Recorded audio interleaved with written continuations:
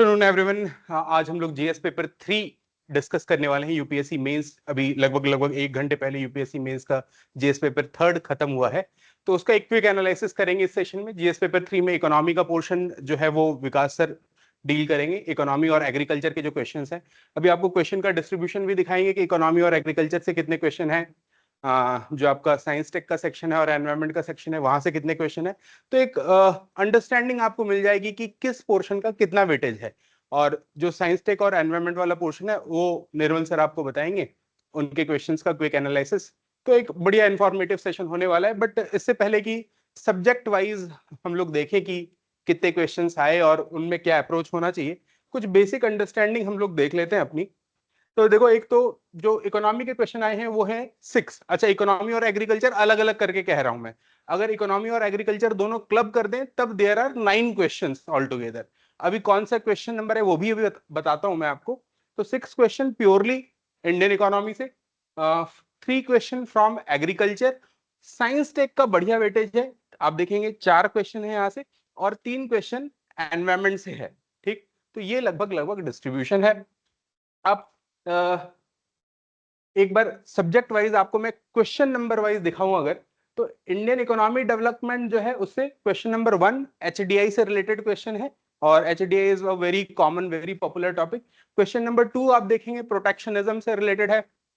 Trump का है ना तांडव चल रहा है, तो ट्रंप के तांडव से रिलेटेड ये वाला क्वेश्चन है, प्रोटेक्शनिज्म से रिलेट कर रहा है। फिर अगर आप 15 मार्कर क्वेश्चन में चले जाए तो जो फर्स्ट क्वेश्चन है 11 नंबर फिजिकल हेल्थ से रिलेटेड, वो भी आपका एक बढ़िया क्वेश्चन है यहाँ पर इंडियन इकोनॉमी के सेक्शन से। क्वेश्चन नंबर 12 पीएलआई आप जब भी द हिंदू पढ़ते होंगे, इंडियन एक्सप्रेस पढ़ते होंगे, तो इकोनॉमी के करंट अफेयर्स में रोज लगभग पीएलआई दिख ही जाता है कभी ना कभी।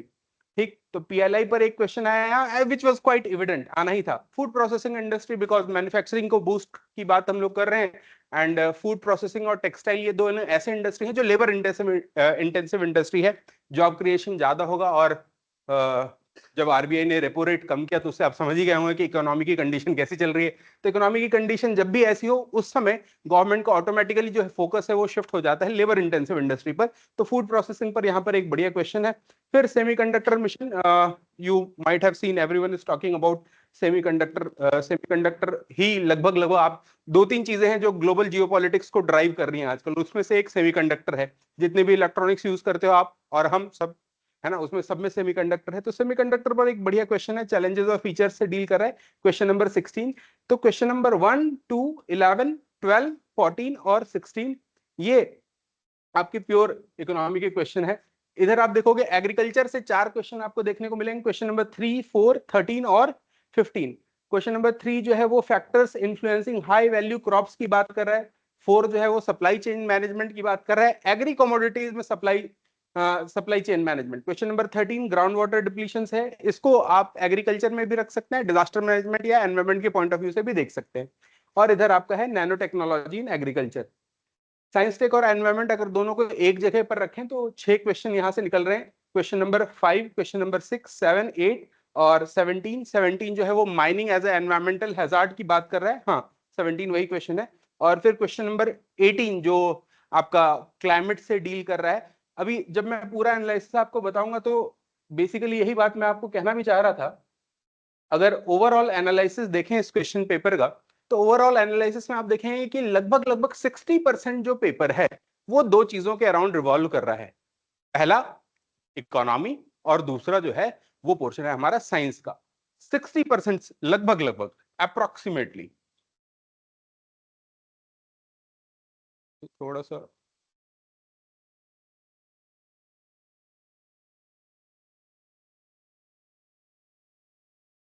60% economy plus science and tech. अच्छा, आप कई सारे क्वेश्चन देखेंगे तो जो जीएस 3 का सिलेबस है, आप सिलेबस लेकर बैठो यूपीएससी का जो सिलेबस है, और कई सारे क्वेश्चन डायरेक्ट सिलेबस है। अब जैसे इरिगेशन है वहां पर, है ना, सिलेबस में लाइन है डायरेक्ट इरिगेशन से क्वेश्चन आया है आपको। वहीं पर आप देखोगे कि एग्रीटेक करके टर्म दिया हुआ है, डायरेक्ट एग्रीटेक से क्वेश्चन आया है। इसी तरह से आप देखोगे वहां पे फूड प्रोसेसिंग इंडस्ट्री सिलेबस ने एक्सप्लिसिटली मेंशन किया है और डायरेक्टली फूड प्रोसेसिंग इंडस्ट्री पे क्वेश्चन आया है। एक बात को फिर से एस्टेब्लिश कर रहा है कि यूपीएससी मेंस के लिए it is very very important कि सिलेबस बिल्कुल, पूर्वांचल में कहते हैं घोल के पी जाओ, है ना। तो सिलेबस बिल्कुल घोल के पी जाओ, उसके अलावा, है ना, कोई बढ़िया और अल्टरनेटिव नहीं है, वो तो प्री रिक्विजिट है, वो करना ही पड़ेगा आपको। तो सिलेबस घोल के पी जाइए, क्योंकि 60% क्वेश्चन आपको इकोनॉमी और साइंस टेक से देखने को मिल रहा है, और पैटर्न बिल्कुल वही मिलेगा जो यूपीएससी के सिलेबस में है, तो उस सिलेबस के पैटर्न को फॉलो कीजिए। दूसरा जो एक लर्निंग है आपको यहाँ पर आप देखोगे कि if I talk about this examination, this year's UPSC mains examination and few preceding year, पिछले कुछ सालों से ये ट्रेंड चला आ रहा है। पहले ही यूपीएससी प्रीलिम्स में हुआ, अब मेंस में हो रहा है। एनवायरमेंट का जो वेटेज है वो पहले प्रीलिम्स में बढ़ा, काफी हेवी पोर्शन है एनवायरमेंट का। फिर हमें ऐसा लगता था कि मेंस में एनवायरमेंट के ज्यादा क्वेश्चन नहीं आते, जो परसेप्शन अब चेंज करना पड़ेगा। मेंस में एनवायरमेंट के क्वेश्चन आ रहे हैं, सिर्फ जीएस पेपर 3 में नहीं आ रहे। कल हमने पेपर 1 का क्वेश्चन एनालिसिस किया, वहां पर भी क्लाइमेट से रिलेटेड क्वेश्चंस आए थे। तो क्लाइमेट पर्टिकुलरली, एनवायरमेंट और एनवायरमेंट में क्लाइमेट, बढ़िया क्वेश्चंस आ रहे हैं, मतलब number of question is quite good. और जब आप करंट अफेयर्स प्रिपेयर करते हैं तो पेरिस एग्रीमेंट, सीओपी वगैरह की जो भी डिटेल्स हैं, जो भी लर्निंग्स हैं, वो आपको यहाँ पे बहुत ज्यादा काम आने वाले हैं। ये पूरा का पूरा पेपर अगर आप एनालाइज कीजिए तो करंट अफेयर्स हैवी रहता है हमेशा, और इस बार भी ये बात स्थापित हो रही है कि जीएस पेपर 3 में बिना करंट अफेयर्स के काम नहीं चलेगा। आप कितना भी टेक्स्ट बुक पढ़ लें, that will not help you. Text book के साथ साथ जब आप करंट अफेयर्स पढ़ेंगे खूब बढ़िया से, तभी काम होगा। सिर्फ टेक्स्ट बुक से काम नहीं हो सकता, सिर्फ करंट अफेयर से भी नहीं होगा, वो तो ऑब्वियसली बात है, बट सिर्फ टेक्स्ट बुक से काम नहीं होगा। इंटरनल सिक्योरिटी के अगर आप क्वेश्चन देखें तो लेफ्ट विंग एक्सट्रीमिज्म पर क्वेश्चन आया है। देखो कैसे यूपीएससी का क्वेश्चन पेपर जो है वो गवर्नमेंट की पॉलिसी के साथ अलाइन होता है। यूपीएससी पूछ रहा है लेफ्ट विंग एक्सट्रीमिज्म पर क्वेश्चन, क्यों? क्योंकि गवर्नमेंट ने बोला हुआ कि 2026 इज द ईयर, 2026 में हम लेफ्ट विंग एक्सट्रीमिज्म खत्म कर देंगे। आपने देखा भी होगा, अभी रिसेंटली न्यूज में काफी ज्यादा आ रहा है। लोकसभा में भी अमित शाह जो हमारे होम मिनिस्टर साहब हैं, उन्होंने भी इस पर स्टेटमेंट दिया था। तो देयर हैज बीन अ बज अबाउट लेफ्ट विंग एक्सट्रीमिज्म, और इसीलिए लेफ्ट विंग एक्सट्रीमिज्म पर क्वेश्चन आपको देखने को मिलता है। तो हमेशा एक थर्ड टेक अवे अगर मैं कहूं तो, गवर्नमेंट की जो ऑनगोइंग पॉलिसी है उसको, उसके ट्रेंड को समझने की कोशिश कीजिएगा। तो जो क्वेश्चन का ट्रेंड है वो गवर्नमेंट के पॉलिसी ट्रेंड को फॉलो करेगा, है ना। आप एक तरह से कह लीजिए कि government policy is at the centre and the UPSC question paper revolves around it, ऐसा समझ सकते हो आप। जो चौथी एक बहुत इंपॉर्टेंट लर्निंग आज के क्वेश्चन पेपर को देखकर समझ में आएगी, वो ये है भाई कि पर्टिकुलरली, ये बात मैं पहले भी कहता हूं, पर्टिकुलरली ऐसे हैपनिंग्स जो नॉर्थ ईस्ट में हो रहे हैं, है ना, उन पर आप स्पेशल अटेंशन दीजिए। अब जैसे आज के क्वेश्चन पेपर में आप देखें कि अगर आपको जो 2020 में बोर्ड अकॉर्ड हुआ था उसके बारे में नॉलेज थी, तो आपका जो आंसर है वो बढ़िया हो सकता है। करबी एंगलोंग और फिर बाद में जो क्या नाम है उसका, नागा वाले ऑर्गेनाइजेशन का क्या नाम है, हाँ ना, तो उनके साथ जो गवर्नमेंट की नागास के साथ नेगोशिएशन हुई, उसमें दो फैक्शंस है। जो दूसरा वाला फैक्शंस है आइजैक मुवैया वाला फैक्शन, आईएम, तो उसके साथ गवर्नमेंट की नेगोशिएशंस हुई, उनके बारे में अगर आपको नॉलेज है तो आप इन क्वेश्चंस को बढ़िया से एड्रेस कर सकते हैं। तो सिक्योरिटी के पॉइंट ऑफ व्यू से भी देखो तो, और अगर सोसाइटी के पॉइंट ऑफ व्यू से भी देखो आप, है ना, तो अगर मैं जीएस पेपर 1 और 3 दोनों को एक साथ देखूं तो कुछ ऐसे सेक्शंस हैं जिन पर आपको स्पेशल अटेंशन देना चाहिए, जैसे कि विमेन, है ना, विमेन एज सोशल कैपिटल। आपका पेपर 2 में भी क्वेश्चन आया है, पेपर 2 में आया ना, विमेन एज सोशल कैपिटल। तो विमेन का सोशल कैपिटल से रिलेटेड क्वेश्चन वहां पर भी आया है, जीएस पेपर 1 में भी विमेन पे क्वेश्चन आ रहा है। तो विमेन है, नॉर्थ ईस्ट है, चाइल्ड राइट्स हैं, ये ऐसे टॉपिक्स हैं जो आप पढ़ के ही, है ना, जाइए कभी भी एग्जाम देने जा रहे हैं और बढ़िया से प्रिपेयर कीजिए, तो आपको बढ़िया आउटपुट मिलेगा। तो ये तो कुछ बेसिक टेकअवेज हैं।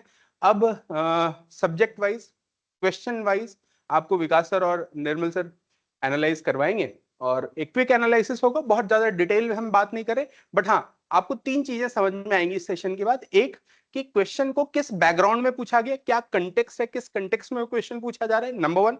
नंबर 2, उस क्वेश्चन को अप्रोच कैसा करना चाहिए। और नंबर 3, कि ओवरऑल फिर जब सारे इकोनॉमी के क्वेश्चन डिस्कस हो जाएंगे तो ओवरऑल इकोनॉमी में आपका क्या अप्रोच होना चाहिए, या साइंस टेक में निर्मल जी आपको बताएं कि साइंस टेक में पढ़ने का क्या अप्रोच होना चाहिए। Over to Vikas sir. Good afternoon everyone.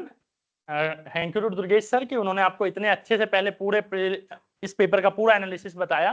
कि कहाँ से क्वेश्चन है, कौन से पोर्शन से कितना क्वेश्चन है, ये सारी चीजें आपको अभी दुर्गेश सर ने बताई है।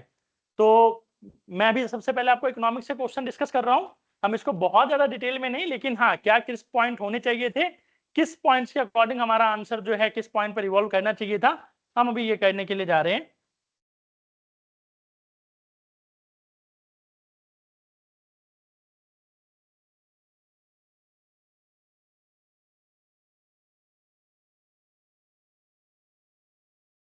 क्वेश्चन नंबर 1 आप देख सकते हैं। क्वेश्चन नंबर 1 कहता है distinguish between the human development index HDI as well as IHDI। तो HDI और IHDI का जो ये क्वेश्चन है आया कहां से, तो आप देख सकते हैं यहां पर एक रिपोर्ट आई थी नीति आयोग की। तो ये जो नीति आयोग की रिपोर्ट है ये आई है 2025 में। अभी जो 2025 का रिपोर्ट है नीति आयोग का, ये बताता है कि HDI वर्सेस IHDI का कंपेयर करता है, जहां पर ये बात करता है inequality adjusted human development index की। जब हम इनइक्वालिटी एडजस्टेड की बात करते हैं तो HDI क्या करता है, HDI तीन चीजों के बीच में मेजर करता है, आपकी पर कैपिटा इनकम, आपका एजुकेशन का लेवल और आपका हेल्थ। और इसको लेकर के ये इनका ज्योमेट्रिक मीन निकालता है, ज्योमेट्रिक मीन निकाल करके ये तीनों की वैल्यू को कैलकुलेट करता है। तो सपोज कीजिए किसी इंडिया के किसी रीजन का एजुकेशन लेवल बहुत बढ़िया है, जैसे केरला का लीजिए, और आप किसी और स्टेट का लीजिए, उड़ीसा का एजुकेशन लेवल लीजिए, बिहार का एजुकेशन लेवल लीजिए, वहां का एजुकेशन लेवल लेकर के यदि आप एवरेज निकालोगे तो एवरेज इंक्लाइंड होगा towards the better performing states, towards the better performing countries. इसी तरीके से यदि आप पर कैपिटा इनकम निकालेंगे तो हरियाणा और पंजाब का जो इनकम है ये आपको बेटर मिलेगा then lower per capita income state जो हमारे यहाँ पे। इसलिए और same with the health index, तो जहां पर भी हेल्थ की फैसिलिटीज बेटर है वहां पे आपको हेल्थ बेटर मिलेगा। तो ये सब इंक्लाइंड हो जाएंगे towards the better performing stage की तरफ। इसलिए यहां पर इनइक्वालिटी को एडजस्ट करते हुए inequality adjusted human development index HDI जो है इसका हमें अपने पास जरूरत है। तो इसलिए जो inequality adjusted human development index है ये कंप्लीट पिक्चर है इस चीज को मेजर करने का। तो हम नेक्स्ट क्वेश्चन की तरफ चलते हैं। Second one, what are the challenges before the Indian economy when the world is moving away from free trade and multilateralism to protectionism and bilateralism? अभी कुछ दिन पहले हम लोग क्लास में इकोनॉमी पढ़ रहे थे तो हमने यही वाला क्वेश्चन इसमें डिस्कस किया है कि किस तरीके से जो आपका ट्रेड पॉलिसीज है PTA देन FTA और उसके बाद की बाकी मल्टीलेटरल जो पॉलिसीज हैं ये सारी पॉलिसीज को हमने यहाँ पे डिस्कस किया। सेपा और उसके बाद का इकोनॉमिक एंटिटी और कॉमन मार्केट और देन इकोनॉमिक यूनियन, ये हमने यहाँ पे डिस्कस किया था। और फिर हमने मल्टीलेटरल ट्रेड करते हुए हमने ये बात करी कि मल्टीलेटरल ट्रेड एक दुनिया का एक तरीका था जब WTO आया और WTO ने ये बताया कि हमें किसी के साथ भी कोई ट्रेड नहीं लगाना, लेकिन उसमें सर्टन आपको एक्सेप्शंस दिए गए और इस एक्सेप्शंस के कारण से सभी कंट्रीज में एक दूसरे के ऊपर से ये ट्रेड बैरियर्स लगाए। अभी ट्रेड बैरियर्स जो है आपके लिए टैरिफ बैरियर्स थे और इसके साथ में नॉन टैरिफ बैरियर्स थे। अभी जो tariff and non tariff barriers आपके ऊपर लगाए जा रहे थे ये आपके ट्रेड को रोक रहा था। तो अब सभी कंट्री ने सोचा कि यदि कोई और लगा रहा है तो हम भी लगा सकते हैं, हम भी इससे क्या कर सकते हैं, रेवेन्यू जनरेट कर सकते हैं। क्योंकि कंट्री के गवर्नमेंट का एक काम ये भी है कि सबसे पहले हमें जो लोकल प्रोड्यूसर है हमारे, उस लोकल प्रोड्यूसर को हमें प्रोटेक्ट करना है। इस लोकल प्रोड्यूसर को प्रोटेक्ट करने के साथ साथ हमें जो रेवेन्यू जनरेट होगा ये हमें रेवेन्यू भी जनरेट करने, क्योंकि जब हम टैरिफ लगाएंगे तो कुछ रेवेन्यू गवर्नमेंट के पास में आएगा और वो गवर्नमेंट के लिए रेवेन्यू जनरेशन का भी तरीका है। तो किस तरीके से हम बायलैटरलिज्म की तरफ जा रहे हैं इसको देखना है। और how can changes be made, how can this changes be made किया जा सकता है इंडिया के लिए, पूछ रहा है आपसे इसमें स्पेसिफिक कॉन्टेक्स्ट कि इंडिया किस तरीके से यहाँ पे बेटर परफॉर्म कर सकता है।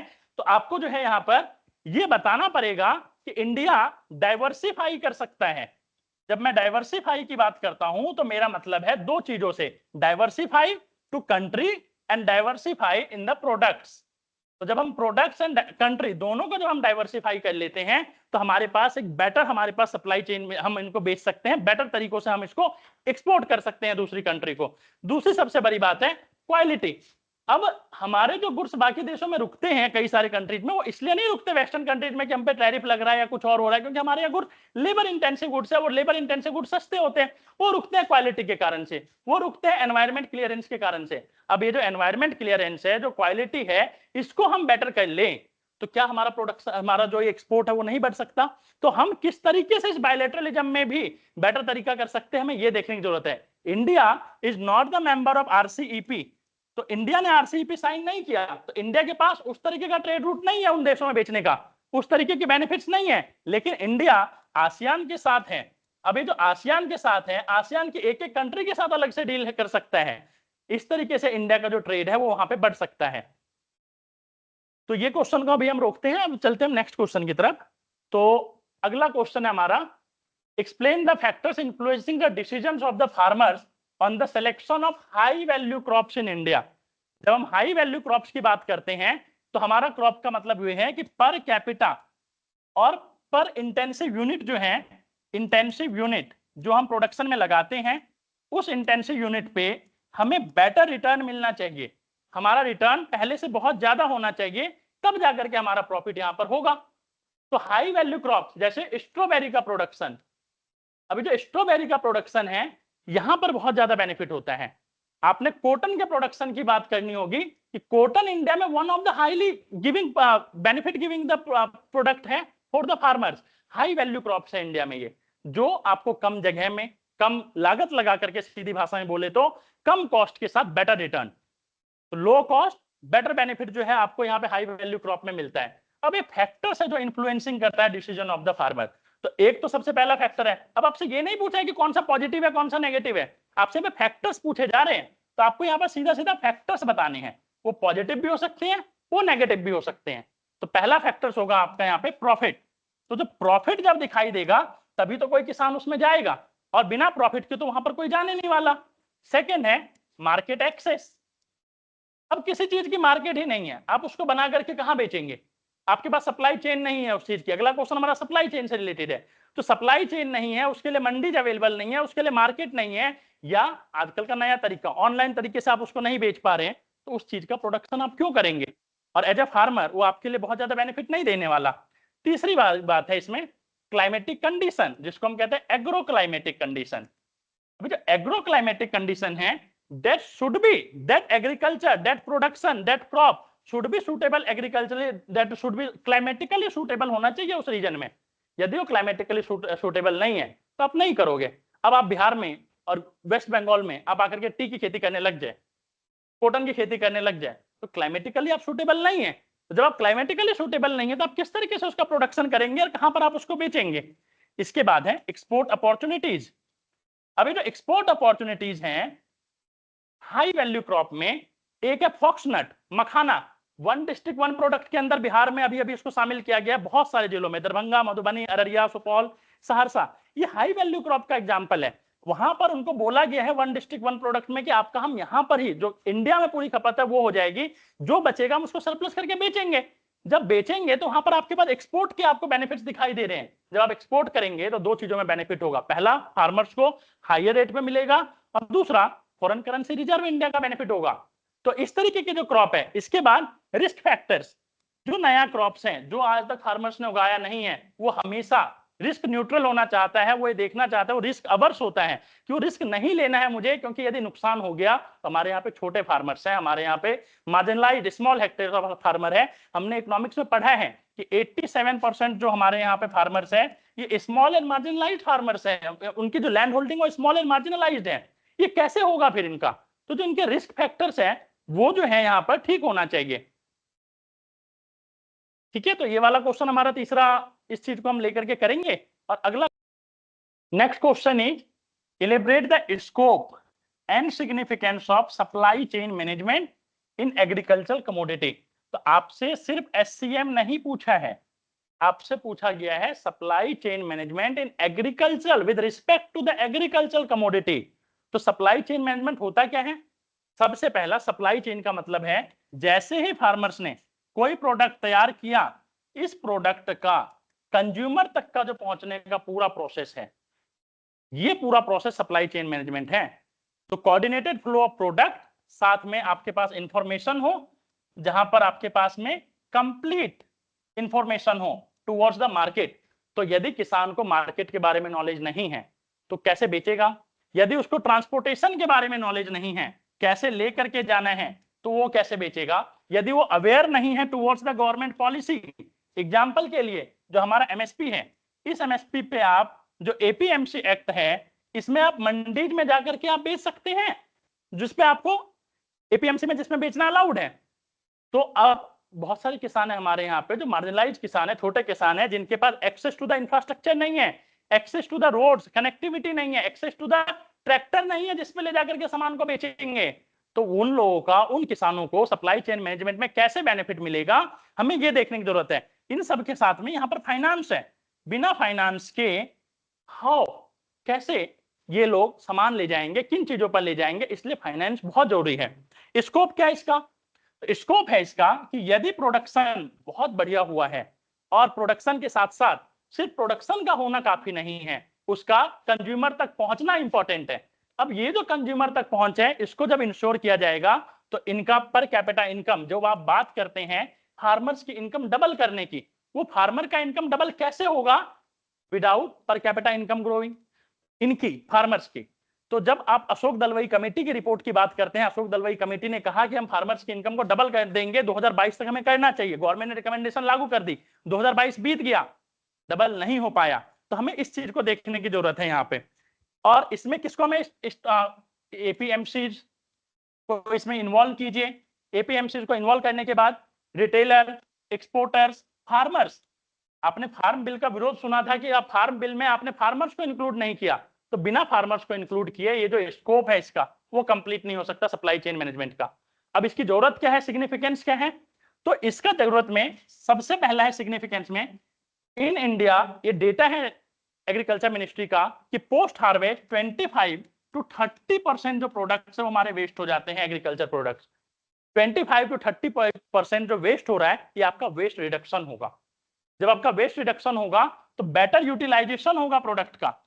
जब बेटर यूटिलाइजेशन आप कर पा रहे हैं क्रॉप्स का, तो जो आपका इंपोर्ट पे डिपेंडेंस है वो इंपोर्ट पे डिपेंडेंस भी कम होगी, फार्मर्स की इनकम भी बढ़ेगी और अवेलेबिलिटी ऑफ फूड भी मिलेगा आपको जो स्टेबलाइज रहेगा, all the year stability of the food.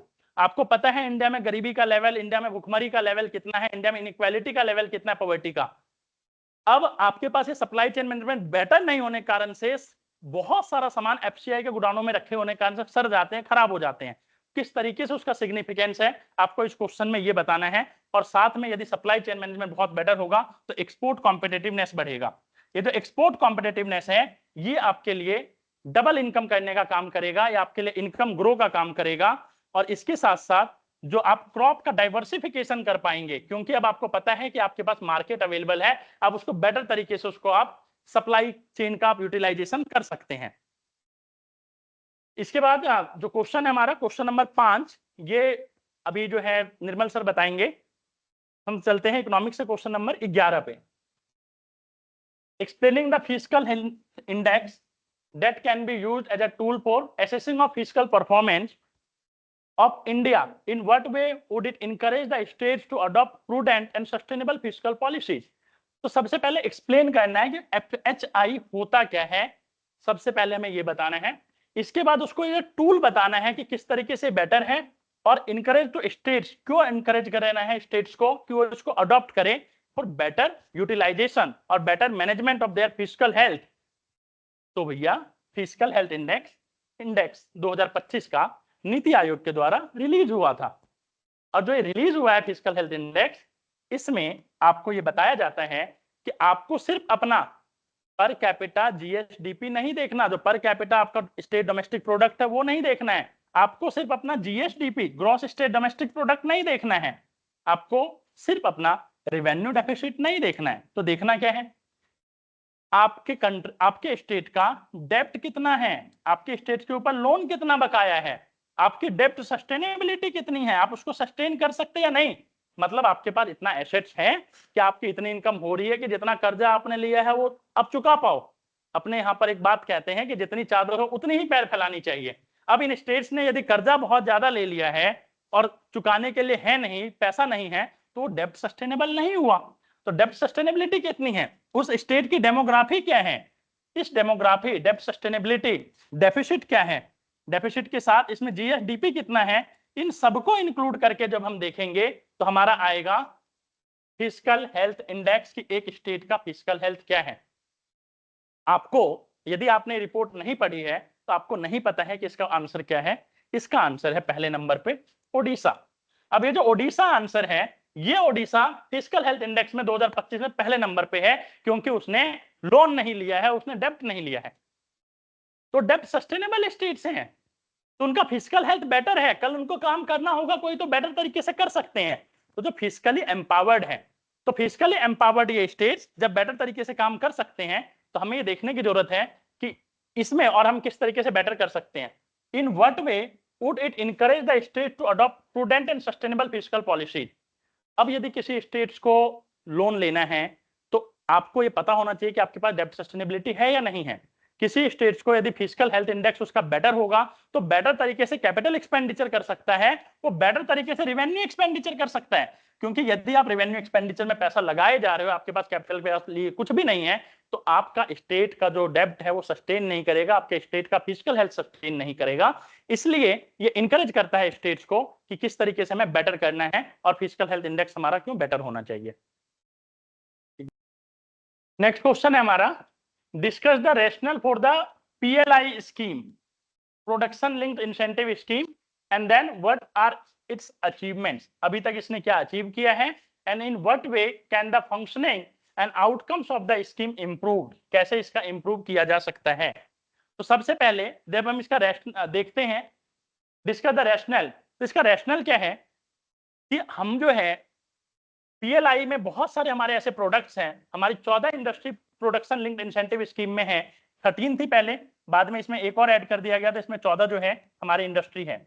In 14 industry का हमारा हैवी डिपेंडेंस है ऑन द इंपोर्ट्स। तो इस इंपोर्ट के कारण से जो हमारा फॉरेक्स है, वो फॉरेक्स एक तो खत्म होता है, साथ में जब हम अरे लेबर है हमारे यहाँ पे अनएम्प्लॉयड है, तो क्या हम उनको अपने यहाँ पे रोजगार देने के लिए कोई स्कीम ला सकते हैं। इसके पीछे का रैशनल ये था कि एक तो फॉरेक्स को बचाना, अपने यहाँ पे प्रोडक्शन को जनरेट करना, और अपन जो प्रोडक्ट है उसको एक्सपोर्ट करना। तो ये तीन रैशनल के कारण से हमने जो प्रोडक्शन लिंक इंसेंटिव स्कीम है इसको शुरू किया। अब जब ये होगा तो क्या क्या होगा, एफडीआई का पैसा आएगा, हमारे यहाँ पे जॉब्स मिलेंगे, जो अनएम्प्लॉयमेंट है वो रिड्यूस हो रहा है जॉब्स मिलने के कारण से, जो फॉरेक्स है वो इंक्रीज हो रहा है, एक्सपोर्ट इंक्रीज हो रहा है। और जब कोई बाहर से कोई कंट्री, बाहर से कोई बिजनेसमैन जैसे टेस्ला है, तो टेस्ला यदि हमारे यहाँ पे इन्वेस्ट करने के लिए आए, हमारे यहाँ पे प्रोडक्शन लिंक्ड इंसेंटिव स्कीम में कुछ बनाने के लिए आ रहे हैं, कुछ हेल्प लेवल हम उससे ले रहे हैं, तो उसके साथ में उससे स्किल्स भी तो लेंगे। अब ये जो स्किल्स है ये हमारे लिए बेटर काम करता है, क्योंकि हमारे जो लोग हैं वो उससे सीखते हैं। प्रोडक्शन लिंक्ड इंसेंटिव स्कीम का मतलब है कि हम जो है प्रोडक्शन अपने इंडिया में कर रहे हैं, उस प्रोडक्शन से जुड़ा हुआ हम इंसेंटिव दे रहे हैं। किस चीजों में, हम टैक्स में कुछ छूट दे रहे हैं, हम कुछ ऐसी स्कीम्स दे रहे हैं जिससे उनको बेटर हो रहा है और वो ज्यादा प्रोड्यूस आप कर पा रहे हैं। अचीवमेंट क्या हुआ, अभी हम इसमें सेकंड पार्ट है अचीवमेंट का, तो हम इसमें अचीव किया हमने 30 बिलियन का हम इन्वेस्टमेंट लेकर के आए बाहर से, 30 बिलियन का इन्वेस्टमेंट हमारा आया है। एक्सपोर्ट हमारा बूस्ट हुआ है, जब हम एक्सपोर्ट बूस्ट करेंगे तो अब जब हम ये बता रहे हैं एक्सपोर्ट बूस्ट हुआ, तो हम ये भी बताएंगे किस सेक्टर में बूस्ट हुआ। तो जो हमारा मोबाइल फोन है, जो स्मार्टफोन है, उस स्मार्टफोन का जो हमारा प्रोडक्ट है वो पिछले साल 2024 के डेटा में काफी ज्यादा बढ़ा है। और इसने साथ में जॉब्स, तो इसने जॉब्स क्रिएट करी है, जो इस समय हमारे कंट्री की एक बड़ी प्रॉब्लम बनती जा रही है अनएम्प्लॉयमेंट, उसको ये सॉल्व कर रहा है। अब इसमें किस तरीके से हमें इंप्रूवमेंट की जरूरत है, तो इंप्रूवमेंट के लिए सबसे पहले आप एक बिजनेसमैन है, यदि आपको आंसर नहीं भी आता आप आराम से सोचिए किस तरीके से एक बिजनेस को इंप्रूव किया जा सकता है। तो सबसे पहले सिंप्लीफाई द प्रोसीजर, जो भी कंट्री, जो भी कंपनी है इसमें, जो भी इंडस्ट्री में जो भी लोग काम कर रहे हैं, जो भी मिल्स हैं, आप उसको सिंप्लीफाई कीजिए प्रोसीजर को। तो सिंप्लीफाई करने के साथ साथ आपको इसमें ग्लोबल सप्लाई चेन से आपको खुद को जोड़ना होगा। जब आप ग्लोबल सप्लाई चेन से जोड़ेंगे खुद की कंपनी को और खुद की कंट्री को, तो फिर ग्लोबल सप्लाई चेन मिलने से आपको एक एक्सपेंडेड मार्केट मिलेगा, और इस एक्सपेंडेड मार्केट मिलने के कारण से आप बेटर तरीके से अपने प्रोडक्ट को बेच पाएंगे दूसरी कंट्रीज में। और साथ ही साथ जो एमएसएमई है उसको बेटर बूस्ट मिलता है इससे। और माइक्रो स्मॉल मीडियम इंटरप्राइजेस की क्या इंपॉर्टेंस है, ये आप सबको पता है, इसलिए मुझे अलग से बताने की जरूरत नहीं है।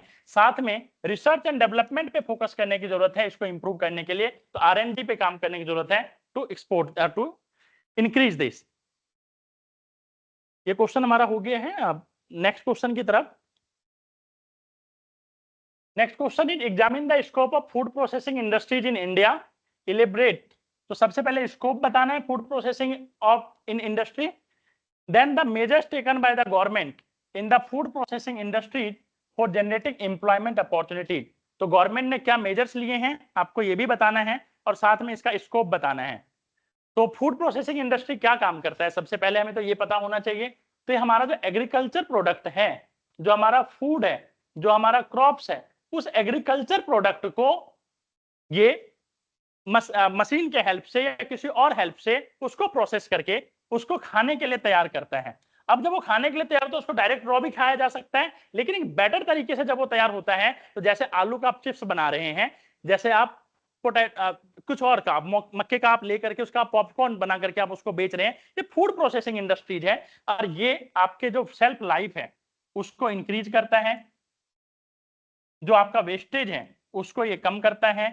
तो जब आपका वेस्टेज कम होने लगेगा, जब आपका सेल्फ लाइफ इंक्रीज होने लगेगा, तो फार्मर्स उसको बेटर तरीके से अच्छे मार्केट में बेच पाएगा और आपका एक्सपोर्ट इंक्रीज होगा। जब आपका एक्सपोर्ट इंक्रीज हो रहा है तो फार्मर्स की इनकम तो बढ़ ही रही है, साथ में जो बहुत ज्यादा जॉब लॉस की चिंताएं हैं वो भी खत्म हो रही है, क्योंकि फूड प्रोसेसिंग में जॉब्स क्रिएशन होगा फूड प्रोसेसिंग इंडस्ट्रीज में। तो इस तरीके से जो लोग भी एग्रीकल्चर से जुड़े हुए हैं, हमें पता है कि एग्रीकल्चर जो है वो जो डिस्गाइज्ड अनएम्प्लॉयमेंट है उसको क्रिएट करता है। तो अब किसी फैमिली में यदि 5 लोग काम कर रहे हैं एक ही फार्म लैंड पे, जिसमें 1 लोग या 2 लोग काम कर सकते थे, बाकी के 3 लोग क्या कर रहे हैं, उनकी मार्जिनल प्रोडक्टिविटी ऑफ लेबर जो है वहां पर वो 0 हो जाती है। तो वो लोग या फूड प्रोसेसिंग इंडस्ट्री में आ सकते हैं और उस फूड प्रोसेसिंग से better quality of the product better तरीके से वो डेवलप किया जा सकता है। और इसके साथ साथ जो इंडिया का, जो इसमें आपको पूछा गया स्कोप, तो इंडिया का जो मैन्युफैक्चरिंग है उसका 12%, ये डेटा आप दे सकते हैं, इसका जो 12% है वो फूड प्रोसेसिंग इंडस्ट्री से आता है। इंडिया के टोटल मैन्युफैक्चरिंग जीडीपी का 12% फूड प्रोसेसिंग इंडस्ट्री से आ रहा है। और जब यहाँ पे आपको पूछा गया कि the measures taken by the government to improve, तो आपको बताना पड़ेगा प्रधानमंत्री किसान संपदा योजना के बारे में। प्रधानमंत्री किसान संपदा योजना, PMKSY, तो जिससे कि किसान की संपदा को बढ़ाया जाए। 100% FDI इन फूड रिटेल, तो फूड रिटेल में 100% FDI अलाउड कर दिया गया गवर्नमेंट के द्वारा, आपको ये बताना पड़ेगा। इसके बाद जो स्कीम्स है गवर्नमेंट की, प्रोडक्शन लिंक्ड इंसेंटिव स्कीम, इसमें बहुत सारे बेनिफिट जो है ये फूड प्रोसेसिंग इंडस्ट्रीज को दिए गए हैं। और स्टार्टअप इन एग्रीकल्चर सेक्टर, आज से कुछ टाइम पहले तक ये चीज कही गई कि स्टार्टअप जो बड़ा उद्यमी है उसी का बेटा उद्यमी बनेगा, जो इंडस्ट्रियलिस्ट है उसी का बेटा इंडस्ट्रियलिस्ट बनेगा। लेकिन अब हम देख रहे हैं किस तरीके से जो गवर्नमेंट ऑफ इंडिया की पॉलिसी वो स्टार्टअप को प्रोड्यूस कर रही है। तो स्टार्टअप में सिर्फ सर्विस सेक्टर के स्टार्टअप क्यों आए, सिर्फ इंडस्ट्री के स्टार्टअप क्यों आए, जो एग्रीकल्चर से जुड़े हुए हैं, जो किसान का बेटा है उसका भी स्टार्टअप होना चाहिए। तो स्टार्टअप को ये प्रमोट करता है हमारी कंट्री में। इसके साथ साथ measures taken by the government in food processing industry for generating employment.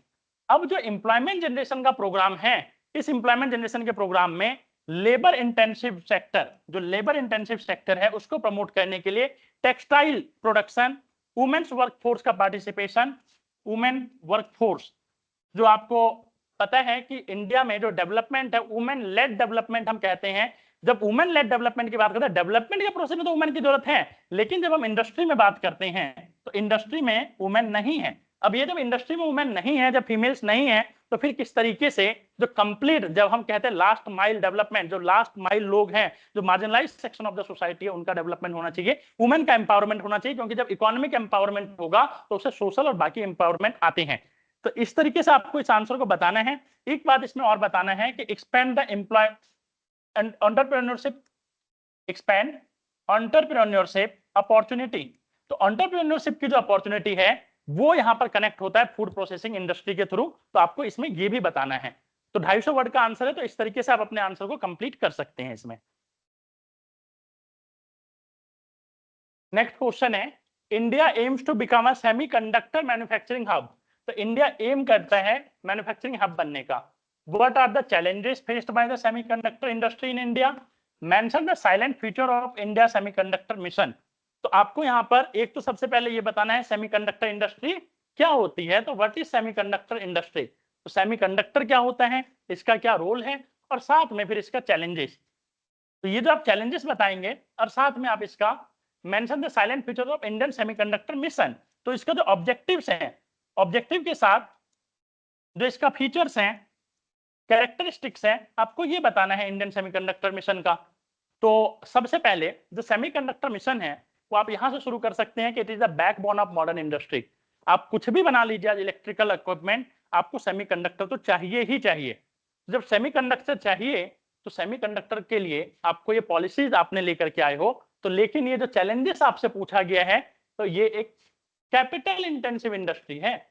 तो कैपिटल इंटेंसिव इंडस्ट्री के लिए आपको हाई लेवल ऑफ कैपिटल चाहिए, आपके पास में कैपिटल होना चाहिए, आपके पास कंट्री का सपोर्ट होना चाहिए, तो ही आप इस तरीके की बड़ी इंडस्ट्री लगा सकते हैं। Without capital, without the country support, without the proper insurance banking facilities, आप इस तरीके की इंडस्ट्री नहीं लगा सकते। इसके साथ साथ जो कॉम्प्लेक्स प्रोसेस है, इस कॉम्प्लेक्स प्रोसेस के लिए जो टेक्निकल नॉलेज है, ये टेक्निकल नॉलेज होना चाहिए। क्योंकि हम सेमीकंडक्टर आज तक इंपोर्ट करते आए हैं बहुत सारा, तो टेक्नोलॉजिकल जो चैलेंजेस है हमारे सामने, ये हमारे जो यूथ है, जो हमारे आईआईएम्स हैं, जो हमारे स्कूल कॉलेजेस हैं, जो कॉलेजेस हैं, वहां पर इसका जो स्किल्स है उसको सिखाने की जरूरत है, तभी हम इस तरीके से कर पाएंगे। ये हमारे लिए चैलेंज है। इसके बाद है सप्लाई चेन का इशू। अब सप्लाई चेन में अभी तक हमारे सामने दुनिया के बिग जायंट्स हैं, चाइना है, वेस्टर्न कंट्रीज है, जो लोग ये बनाते हैं। तो जो सप्लाई चेन मैनेजमेंट है, जो सप्लाई चेन का पूरा इशू है, वो भी आपको देखना पड़ेगा। इसके साथ साथ आपको जो ग्लोबल कंपटीशन है, ये ग्लोबल कंपटीशन जो आपको चाइना से मिलने वाला है, जो आपको वेस्टर्न कंट्री से मिलने वाला है, ये भी आपको ध्यान में देना पड़ेगा। अब आपसे पूछा गया है इंडियन सेमीकंडक्टर मिशन के बारे में, silent future of India semiconductor mission. तो आपको पता है कि 2021 में ये पैकेज आया था, 2021 में ये मिशन आया, और आपको 76,000 करोड़, तो 76,000 करोड़ रुपए इसका इसमें ह्यूज इन्वेस्टमेंट इंडिया ने किया था। और एक सिंगल था कि भाई हमें सेमीकंडक्टर का प्रोडक्शन अपनी कंट्री में इंक्रीज करना है। इसके साथ साथ गवर्नमेंट ऑफ इंडिया ने बोला कि जो भी आपकी फाइनेंशियल कॉस्ट आएगा उसका 50% गवर्नमेंट ऑफ इंडिया देगी। 50% जो कॉस्ट है वो फाइनेंशियल सपोर्ट आपको मिलेगा प्रोजेक्ट कॉस्ट का। इसके बाद इसमें चिप डिजाइन को, जो सेमीकंडक्टर के चिप होते हैं, इसके लिए जो डिजाइन लिंक्ड स्कीम है, तो डिजाइन लिंक्ड स्कीम जो है आपको इसमें बेनिफिट दिया गया, तो डिजाइन लिंक्ड इंसेंटिव आपको इसमें दिया जाएगा। इसके साथ साथ जो ग्लोबल लीडर्स हैं, उस ग्लोबल लीडर्स के साथ आपको कोलैबोरेशन मिलेगा। तो ग्लोबल लीडर्स के साथ आप कोलैबोरेशन कर सकते हैं with the help of India's this semiconductor mission and infrastructure support. तो इंफ्रास्ट्रक्चर सपोर्ट जहां भी आपको ये करना है, उसके लिए इंफ्रास्ट्रक्चर सपोर्ट प्रोवाइड करने की जिम्मेदारी गवर्नमेंट ने ली है। तो semiconductor mission to increase the India's export and India's production in the semiconductor mission. तो ये आपको यहाँ पर ध्यान देने की जरूरत है। इस तरीके से आप अपने इस कंप्लीट 15 नंबर के आंसर को आप यहाँ पे कंप्लीट कर सकते थे। जीएस पेपर 3 में अभी जो एग्जाम हुआ है उसका science and tech and environment का क्वेश्चंस देखना है हमें। सो साइंस एंड टेक से 3 क्वेश्चन आया है, दैट इज 150 वर्ड्स में लिखने का और 10 मार्क्स का, and so total is 30 marks from science and tech. And environment से you get almost 3 questions, 2 of 250 words and 1 of 150 words, and total marks you get 40. 40 marks का environment से question है इस बार. So let us see each question like that.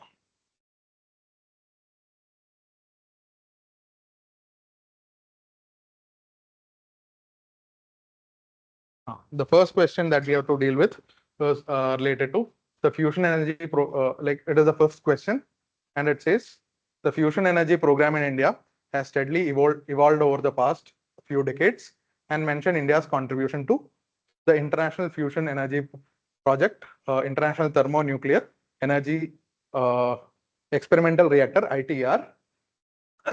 And the next part of the question is, what will be the implications of the success of this project for the future of global energy? अब ये question it's a regular thing that we study science and tech जब पढ़ते हैं तो उसमें ITR के बारे में we study every year, and इस साल एंड रेगुलर न्यूज़ भी आता रहता है इसके बारे में. So we have selected one of those, and this is that world's largest fusion project reaches construction milestone with India's help. तो इंडिया का उसमें इन्वॉल्वमेंट भी दिखाता है एंड इस प्रोजेक्ट के बारे में भी बता रहे हैं. So this is the source. Now इस क्वेश्चन को हम कैसे अप्रोच कर सकते हैं, लाइक 10 मार्कर क्वेश्चन है.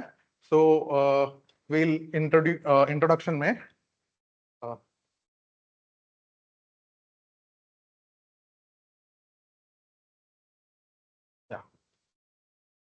Okay.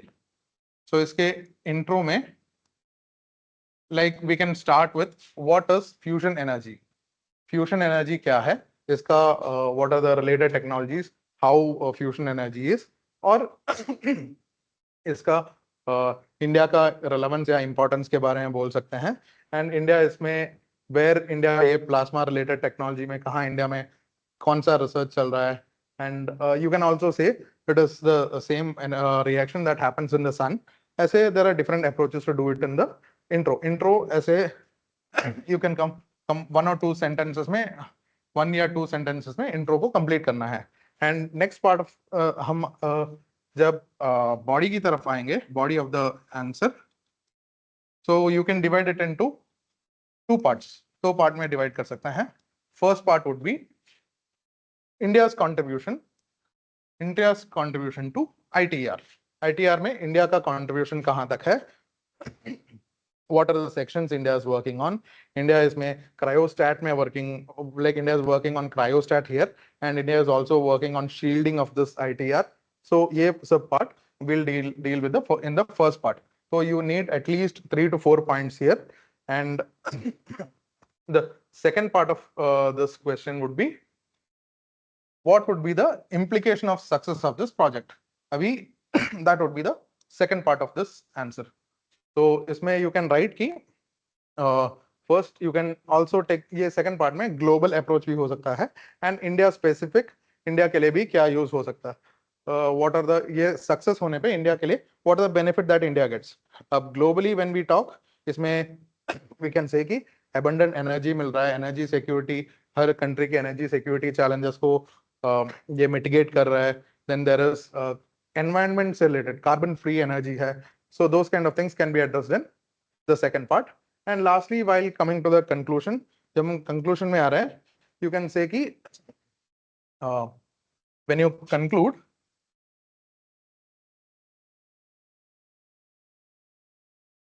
you can go with the positive approach कि this will lead to better energy landscape जैसे होगा, both for a better future, for the next generation, sustainability, all these things can be brought into this answer.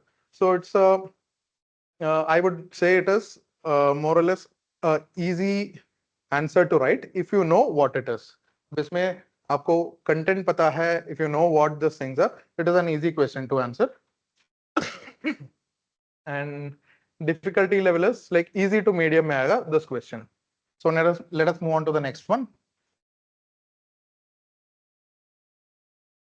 Okay, this is the 6th question. ये भी science and tech का part ही है, and let us see where this question goes. Question है, how can India achieve energy independence through clean energy technology by 2047? And the second part is, how can biotechnology help play a crucial role in this endeavor? So ये भी 2-part question है, 150 words. So let us see how we can answer this. And इसका source है like science and tech में जितना भी question आया है, it is more or less हर साल आने वाला questions, या हर every month you will have, या every week you will have news from here. तो जब current affairs and science and tech का basic अगर पढ़ के current affairs पढ़ेंगे, तो you can easily write these questions and fetch good marks. So first question, let us see how we'll introduce this, like good intro. What can be a good intro for this? अब इसमें let us catch this word 2047. 2047 हम अगर ये word ले रहे हैं 2047, then हमें पता है कि हमारे गवर्नमेंट की क्या विजन है 2047 को लेके. आजादी के 100 years पूरा होंगे 2047 में, उसको हम अमृत काल भी बोलेंगे, like our country would reach Amrit Kaal. तो हम अमृत काल में हमारे कंट्री के बारे में हमारा क्या विजन है, the Amrit Kaal vision of our country, that is what we can, that is would be a good approach to write in the introduction। वो आपके ऊपर रहता है कि आप इसमें इंट्रोडक्शन कैसे लिखते हैं, but I am telling you one of the approaches to deal with it. अब इंट्रो में वो हो गया, then how to deal with the body. Body में क्वेश्चन में ही ये बताते हैं कि there are two parts of this exam, of this question. तो उसमें first part is how can India achieve energy independence through clean technology. अब India, how can India achieve, तो उसमें first part would B body का first part, उसमें you will deal with renewable energy का expansion कैसे होना चाहिए, nuclear fuel का यूज, लाइक पिछले क्वेश्चन में हमने जो एड्रेस किया था ITR, उसके बारे में what R India doing in that, energy efficiency बढ़ाने के लिए इंडिया क्या क्या कर सकते हैं, डोमेस्टिक मैन्युफैक्चरिंग करने से, all this would be completely related to India's clean energy कैसे, और what are the ways India can achieve. And इसमें थोड़ा पॉलिटिकल एस्पेक्ट भी ला सकते हैं, what are the policies that we have adopted. इसमें in every point in this you will have various examples और वेरियस स्कीम्स होंगे, वो गवर्नमेंट स्कीम्स मेंशन करना बहुत जरूरी है इस पार्ट में। Now coming to the second part of the question, second part is how can biotechnology play a crucial role in this endeavor। अब बायोटेक्नोलॉजी के बारे में हम वी स्टडी स्पेसिफिकली बायोटेक्नोलॉजी के जनरेशंस के बारे में हम पढ़ते हैं साइंस एंड टेक में, second generation, third generation, fourth generation, उसमें कहाँ कहाँ क्या क्या किस जनरेशन में क्या स्टेप्स लेते हैं, where do we get, what are the source for our energy biofuel का, all these things we will study there. तो उससे बायोटेक्नोलॉजी का इंपैक्ट हम पढ़ रहे हैं। First is biofuel and biogas, 2G ethanol क्या है, 3G एथनॉल क्या है, कंप्रेस बायोगैस का है क्या है, एग्रीकल्चर वेस्ट से हम बायोगैस कैसे प्रोड्यूस कर रहे हैं। So those kind of things will study और we'll have to write that as a first point। Next is third generation या ये बायोफ्यूल कैसे बनाते हैं, एल्गल ये एल्गल बायो एनर्जी क्या है वो हम लिख सकते हैं। This are all just guidelines. Next इसी पॉइंट में we can also write about waste to energy, waste to energy conversion कैसे हो सकता है, उसमें what are the benefits that we have for sustainability related issues and for ये what is it called, conservation of energy या energy के utilisation कैसे करना है, उन सब के related points can be addressed in the second part. Next इसमें एक और चीज आप लिख सकते हैं, but I would tell it to you in the next question, but इसमें भी वो आंसर का पार्ट होगा कार्बन सेक्वेस्ट्रेशन। सो ये बायोटेक्नोलॉजी रिलेटेड ये माइक्रो ऑर्गेनिजम्स हमें ये कार्बन सेक्वेस्ट्रेशन में कैसे यूज आता है उसके बारे में भी आप बता सकते हैं। That would be what the body of the answer is, and last you can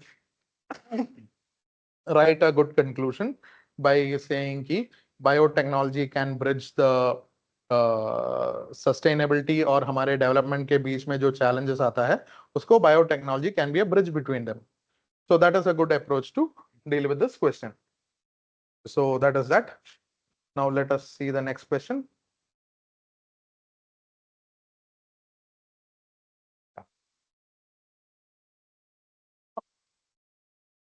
This is the third question in science and tech, third and last question। Science and tech में 3 ही question आया है, and this is a bit more for a second, yeah, this question is also इसका difficulty level is medium to easy to medium है, not a very difficult question to answer, and general basic idea है तो you can deal with this question। Okay, let us move on to the seventh question। Seventh question is what is carbon capture, utilization and storage, उसको CCUS बोलते हैं, उसके बारे में पूछा है, and what is the potential role of CCUS in tackling climate change। Simple direct question है, easy, you read this regular news में आने वाला topic है, this has come in Indian Express में आया है, तो this is a news like current affair related question ही है ये भी। साइंस एंड टेक में करंट अफेयर रिलेटेड क्वेश्चन है. So let us see how we'll approach this. First is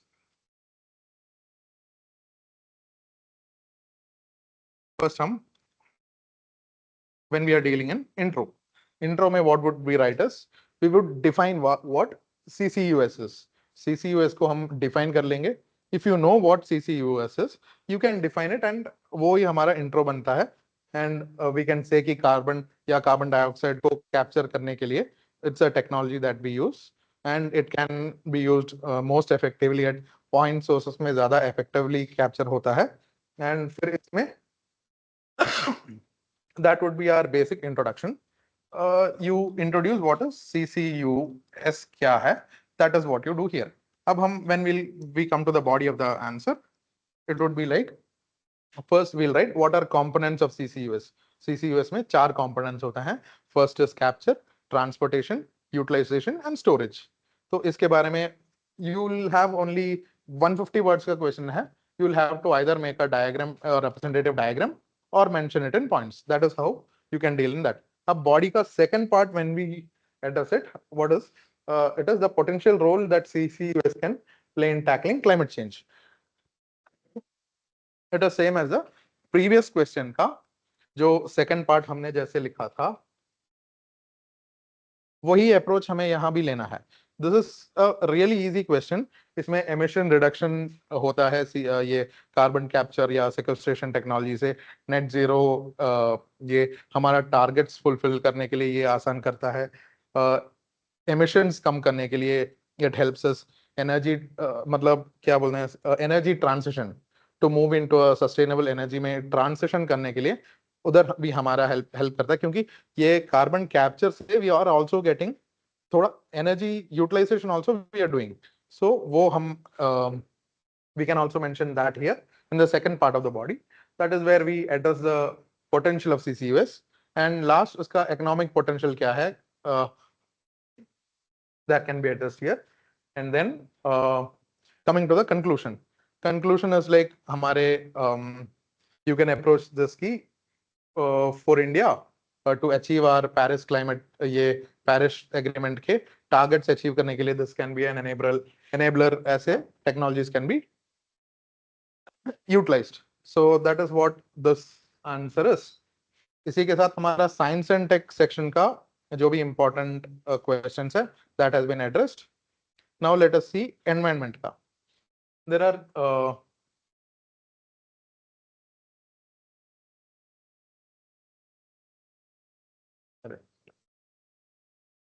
yeah 3 questions जो environment section से है. First one is the 8th question. 8th question is related to seawater intrusion in coastal aquifers is a major concern in India. So this is the first statement that is given. First statement, you should know what seawater intrusion is. That is the first part of the question. Then you see what are the costs of seawater intrusion and remedial measures to combat this hazard. अब ये direct question है. You can either take it as environment के part भी होके देख सकते हैं या disaster management part वो भी देख सकते हैं. So let us see how we approach this. So this is the source of this question. Kerala में कहीं वेम्बनाड लेक के पास there was mass exodus of people which was triggered by waterlogging. So it's a backwater lake. वहाँ पे समंदर से पानी अंदर आया तो it created waterlogging and people had to move away from there. So let us see. And there are other cases as well that happened. Tamil Nadu में कहीं हुआ था, चेन्नई के पास कहीं ये sea water intrusion हुआ था. So it's a major concern. So let us see how to approach this. So इसके introduction में intro में you can easily like say what is seawater intrusion. Seawater intrusion क्या है? And this is also a 150 word question. So you don't have much liberty to explain it in too many words. So जितने कम शब्दों में आप कर सकते हैं, एक या दो सेंटेंस ही होगा. Like 20 to 25 या 30 words ही इसके लिए आप spend कर सकते हैं. So that is what you would write here.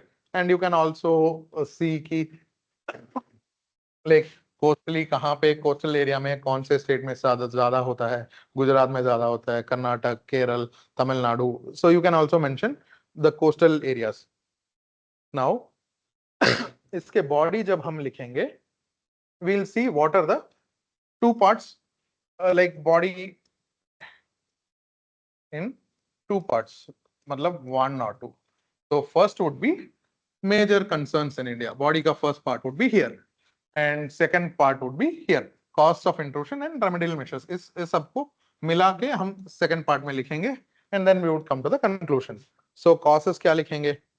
Over extraction of groundwater. Groundwater जब over extract करते हैं, there is intrusion of sea water. Like underground भी sea water का intrusion होता है. So जब coast में there is over extraction of sea water, underground the sea water comes in. So उसके बारे में बताएंगे. फिर urbanization, industrialization, these are all like the causes of the sea water intrusion. तो वो हम बताएंगे. Then recharge, बारिश का reduce recharge. अगर आप ये सीमेंट से ज्यादा over water is not percolating inside, then there is recharge की deficiency होती है. That is also a cause. Then obviously sea level rise से भी sea water intrusion होता है. Then so we have addressed this causes of sea water intrusion. Then in the first part हम major concern भी बताएंगे कि sea water intrusion से हमारे like degradation होता है, degradation of land, ये farm land भी का degradation होता है. There are a lot of issues that happen once the sea water gets in. So वो concern हम address करेंगे. Then coastal aquifers जो है, अगर coastal aquifer में समंदर का पानी आ जाता है, then that water is no more usable. So these are a few concerns that we have. Then let us see उसका causes हम address कर लिए हैं. Then the third part, like the part में second part, उसमें remedial measures देखेंगे. What is, how can we mitigate this risk, या ये concern हम कैसे दूर कर सकते हैं.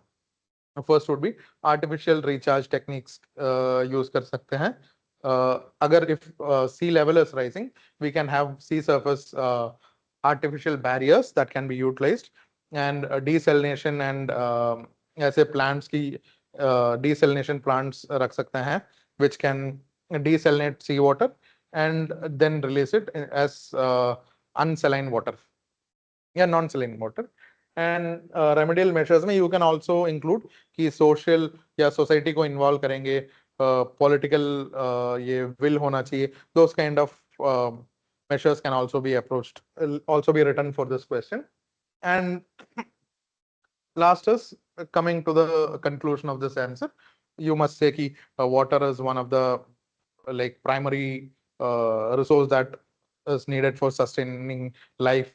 You can take that approach, या प्लान हमारे डेवलपमेंट के लिए वाटर की क्या कितना इंपॉर्टेंस है वो भी बता के you can conclude this answer.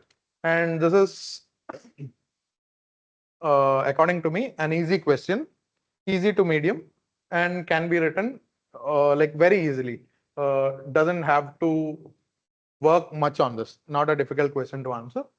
So that is that. We have concluded with all the science and tech वाला हो गया, environment का first question हो गया. So let us see the second question in environment, that is like the 17th question. Yeah. Let us see what the question is. Mineral resources are fundamental to the country's economy, and these are exploited by mining. Why is mining considered an environmental hazard? Explain the remedial measures required to reduce the environmental hazard due to mining. 250 words का है. Oh, sorry. 250 words का है, 15 marker question है. So you get little more liberty to write. So ज्यादा points लिख सकते हैं. पहले वाले क्वेश्चन में we were constrained to 4 to 5 points. मतलब 4 to 5 ही लिख सकते हैं to stay within the word limit. अब यहाँ पे आपको when you divide the body into different parts, उसमें you get more liberty, ज्यादा points लिख सकते हैं. So quality of points उसको हाउ टू हायरार्किकली अरेंज कैसे करना है, that all you have to decide, but 7 points at least each section के लिए होना चाहिए.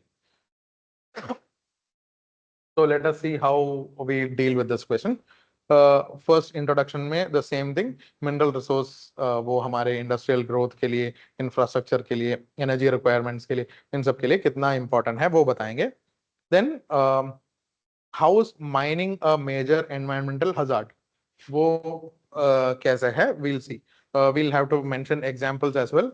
जैसे वेस्टर्न घाट्स में माइनिंग के वजह से बहुत सारे जगह पे लैंडस्लाइड्स हो रही है, and states like Chhattisgarh, Orissa, Jharkhand, Goa, यहाँ सब माइनिंग के वजह से how much it is causing a ecological sensitive region को, how it is causing a harm to these areas, वो हम लिख सकते हैं इसके इंट्रोडक्शन में. So that would be the introduction part of this. Now coming to the body, यहाँ पे हमें फर्स्ट एक स्टेटमेंट दिया गया है, देन उसके बाद क्वेश्चन पूछा गया है. तो first we'll address the statement in the beginning and then we'll come to the body part. उसमें यहाँ पे स्ट्रेट अवे उन्होंने पूछा है why is mining considered an environmental hazard. तो उसके बारे में that would be the first part. You can say mining के लिए डिफॉरेस्टेशन करना पड़ता है, there would be habitat loss, soil erosion होगा, लैंड डिग्रेडेशन होगा, वाटर पोल्यूशन होगा, एयर पोल्यूशन होगा. All these things have to be mentioned here. At least 7 points have to be written here, and these are regular genuine points. You don't have to search for these points. That would be the first part of the body. Second part would be explain the remedial measures required to reduce the environmental hazard. अब mining के द्वारा environmental hazard जो भी होता है उसके लिए remedial measures क्या हो सकता है. So first one is following इसके जो भी नियम के अनुसार या scientifically whatever has to the method to be approach taken for mining should be scientific and sustainable होना चाहिए. That would be the first one. So there would be examples where we see कि responsible mining किया जाता है. So those examples you have to mention.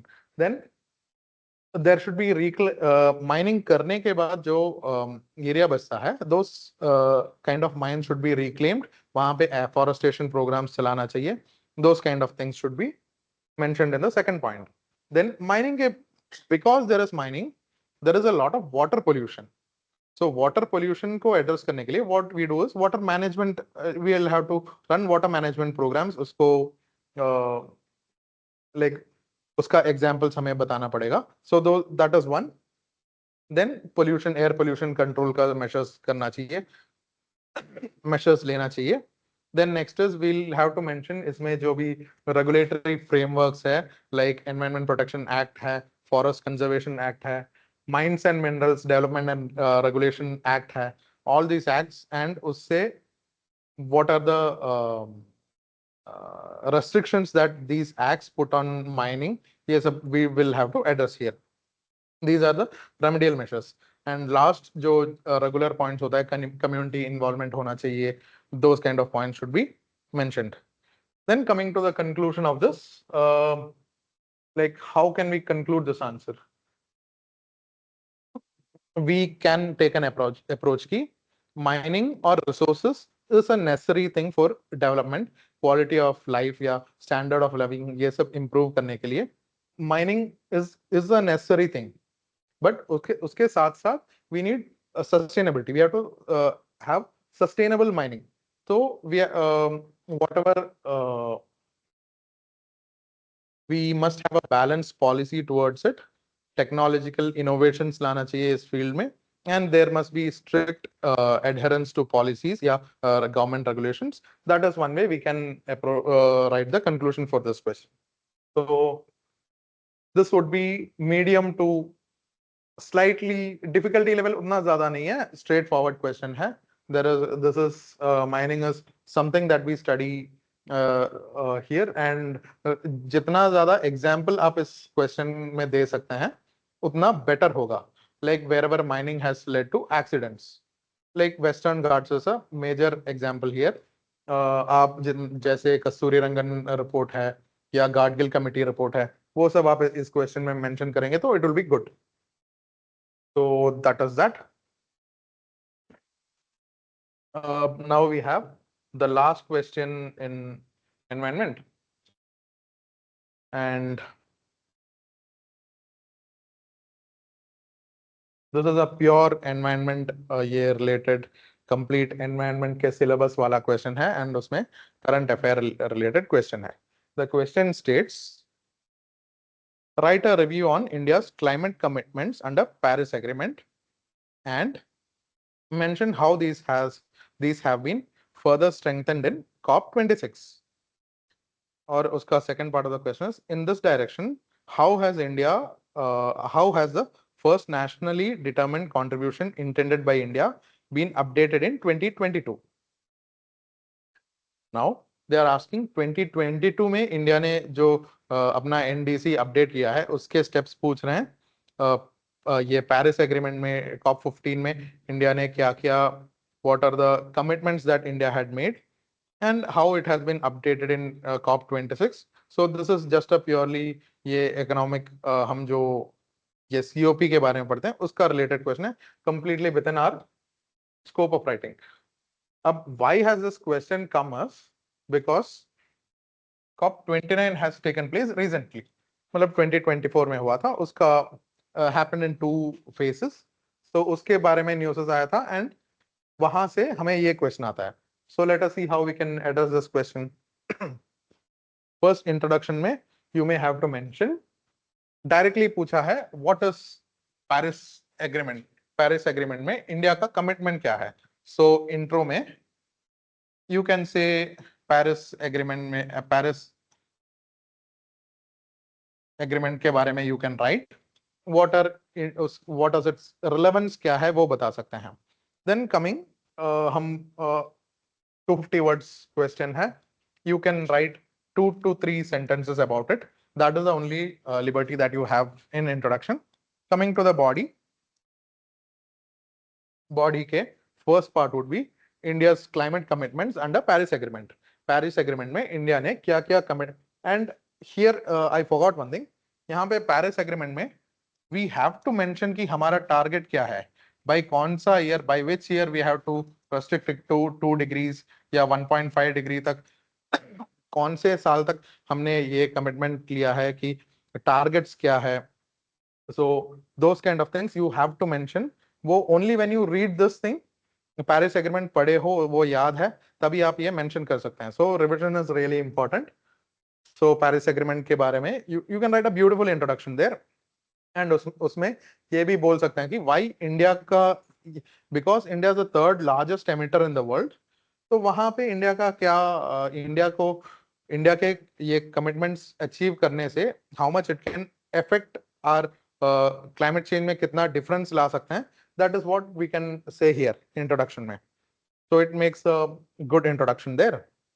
Then let us see India का targets like reduce emission intensity of GDP by 30 to 35% from 2005 level को हम achieve करेंगे by 2030.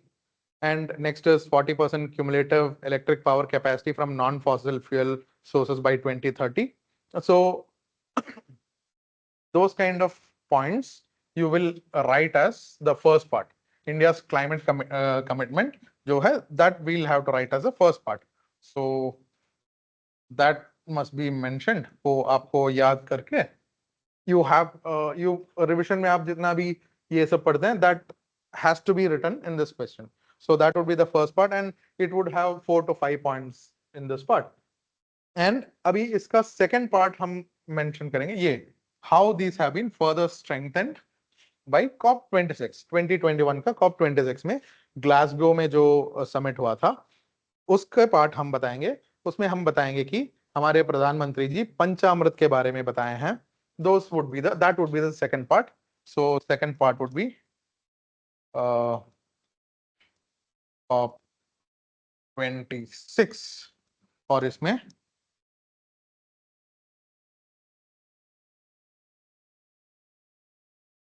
Panchamrit. Like you just mention what is Panchamrit and what are the 5 targets or 5 elements of this and how we are going to achieve it.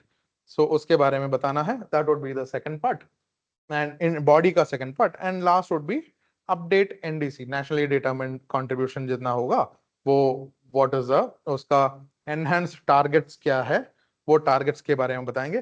That would be the third part of this question, and conclusion would be like ये achieve करने से India progressive ये NDCs reflect India commitment towards ये climate change के खिलाफ steps लेने का India का कमिटमेंट दिखा रहा है, जबकि अमेरिका जैसे countries they are moving away from the Paris agreement, वहां पे इंडिया जैसे country which is just a developing nation, it is taking proactive steps to against climate change. वो हमें दिखाना या लिखना जरूरी है, how effective India steps are, how beautifully India अपना स्टेप्स ले रहा है, ये वसुधैव कुटुंबकम का कॉन्सेप्ट इंडिया फॉलो कर रहा है। All these things can be mentioned in your conclusion, and you can write a beautiful answer for this question. This is unless आपको इस question में facts and data पता नहीं होता है, you cannot write this question. So इसमें revision and knowing specific targets, and we study this in class as well. So ये सब class में deal भी करते हैं, and you have to remember this question in points. When you know this, you can write a wonderful answer here. This would be a slightly difficult question, क्योंकि आपको unless you know the proper facts, without facts आप इसको and average वाली facts नहीं, to the point जब आपको facts पता होता है, only then you can write this question. So थोड़ा higher end of medium to difficult वाला question है, and you can write a wonderful answer for this question. So इससे हमारा science and tech and environment का portion खत्म होता है। So I hope the session would benefit you. It was quite insightful. Economy, agriculture, science tech और जो environment का portion है उनसे जो questions आए, like although I told initially कि ये एक quick analysis होगा, but I guess कि काफी सारी चीजें discuss हो गई हैं और इससे काफी बढ़िया insights आपको मिलेगा। देखो जब एक बिगिनर एग्जाम को अप्रोच करता है और एक रिपीटर एग्जाम को अप्रोच करता है, दोनों में थोड़ा सा डिफरेंस होता है। तो एक मैं छोटा सा वीडियो इस चीज पर और बनाऊंगा कि जीएस पेपर 1 में, जीएस पेपर 2 में, 3 में और 4 में बिगिनर्स के लिए क्या टेक अवे है और रिपीटर्स के लिए क्या टेक अवे है। Will do a separate video on that as well. But I hope कि ये वाला सेशन आपके लिए काफी बेनिफिशियल रहा होगा। ये सारे के सारे क्वेश्चंस और इनका आंसर गाइड आपको इस वीडियो के डिस्क्रिप्शन में अवेलेबल हो जाएगा, जो हमारे ब्लॉग पे हम अपलोड करेंगे, और ब्लॉग का लिंक जो है वो डिस्क्रिप्शन में आपको अवेलेबल होगा। Stay connected and study well. Let's aspire to inspire. All the best. Take care.